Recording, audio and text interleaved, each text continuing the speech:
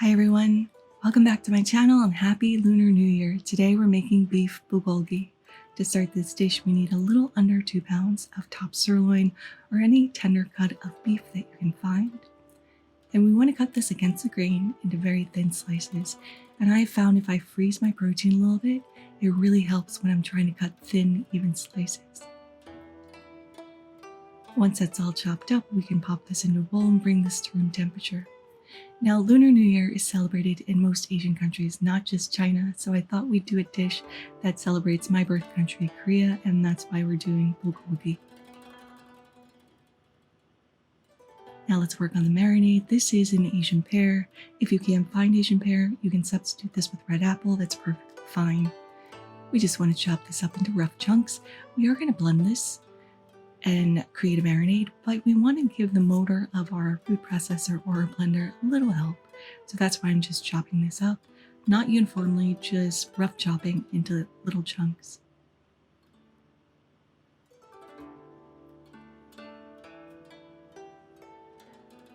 That little piece is a little snack for me.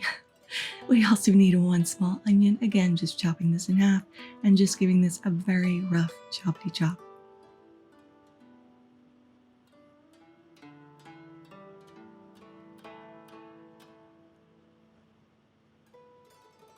Next up is 4 cloves of garlic, just giving these a simple smash and a rough chop.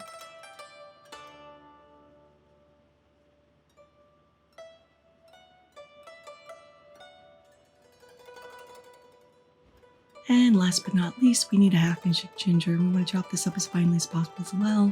I have this grater that I got when I actually went to visit Tokyo and Kyoto a number of years ago, and I love it because it collects all that ginger juice and the grated ginger. But if you don't have one of these, just chop it up as finely as you can.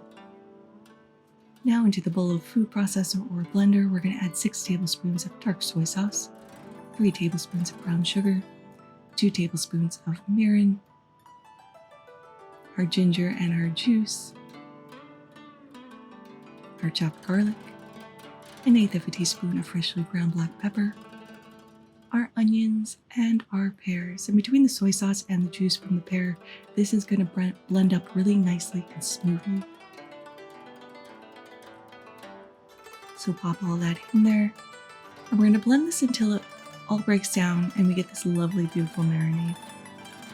Once it's all blended up, we're going to pour this over our beef. And we're going to give this a little massage. I know that sounds weird, but we want that marinade to penetrate all of our protein. You could substitute this with pork or chicken if you like. But just get in there with your hands, and I do recommend gloves for this. And just start massaging that marinade in. Once you've given that a good massage, we're going to add in 1 tablespoon of toasted sesame oil.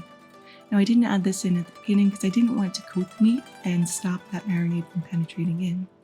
Now we're going to cover this up, and you can either let this sit at room temperature for 4 hours or marinate it overnight. I opted for overnight, so it's the next day, and about 45 minutes before I was ready to cook, I took this out because I want this to come to room temperature. You don't want to throw cold protein in a hot pan.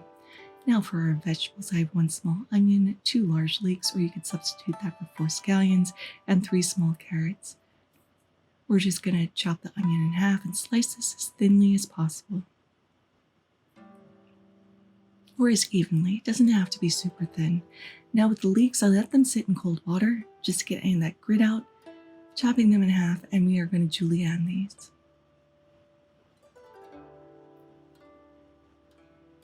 For the carrots, we're going to julienne those as well, and I find if we cut this on the bias into these long coin shapes, it then makes it much easier to chop into little matchsticks or juliennes.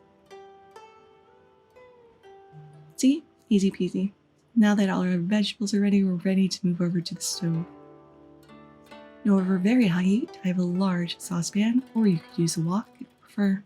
We're going to add 2 tablespoons of oil. Now I have this reserved oil that I fry shallot and onion in. You don't have to use that, just use neutral oil. We're going to let that oil heat up before we add in all our vegetables. And we're going to let the vegetables saute for about 2 minutes just to wilt them down a tiny little bit.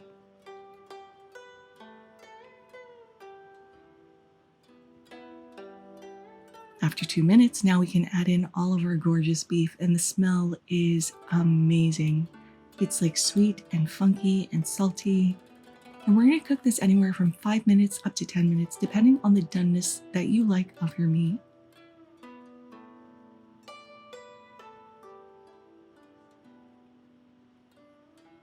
Once it's reached your perfect temperature, we're going to add in 1 tablespoon of toasted sesame seeds.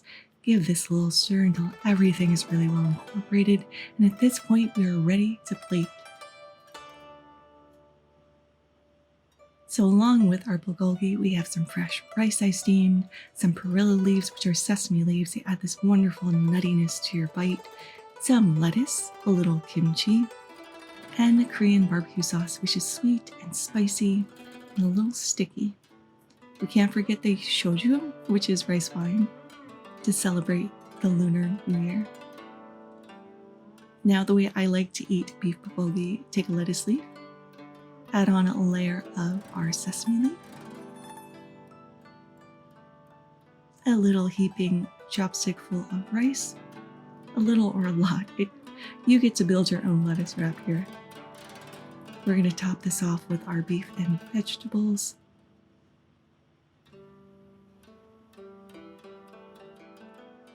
We're going to add kimchi for a little funk and acidity to cut through the richness of the beef. Then we're going to drizzle this with a little of our Korean barbecue sauce, which you can buy jarred. And as I mentioned, it's sweet, it's a little spicy, it's very sticky. And we're just going to wrap this up like a little burrito. Drop it everywhere because I am clumsy, but those are just snacks. And there is a perfectly wrapped bulgogi lettuce wrap. Let's give this a taste. The beef is tender. That marinade has penetrated through and tenderized the meat. You get the sweetness from the pear, the saltiness from the soy sauce. The kimchi helps cut through the richness of the beef. The perilla leaf adds this subtle nuttiness. If you've never had them before, I really recommend that you try them. And that barbecue sauce adds a little tiny hint of spice and sweetness. Now we can't forget our shoyu. I got a grapefruit flavored one because again, I wanted to cut through the richness of this dish. But this is very strong, so drink responsibly. But cheers to you. But there it is. Beef bulgogi in honor of Lunar New Year. I hope you all try to make this. Thank you so much for watching. If you liked this video, give it a like. If you loved it, subscribe and hit that notification bell because I put out new videos every Thursday. Thank you again. And until next time, Happy New Year and happy cooking.